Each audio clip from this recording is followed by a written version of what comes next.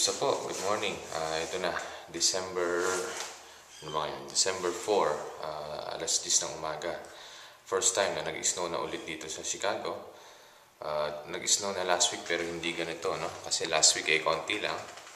Ngayon naman yan na, medyo marami ng snow ngayon.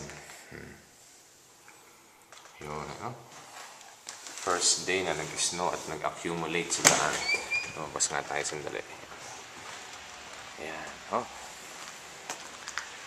Ayan lang. Ito yung sa may amin lang, ano? At, ayan. Hindi pa nga gano makapal yung snow, pero umpisa pa lang. Okay lang yung lamig. Yung snow minsan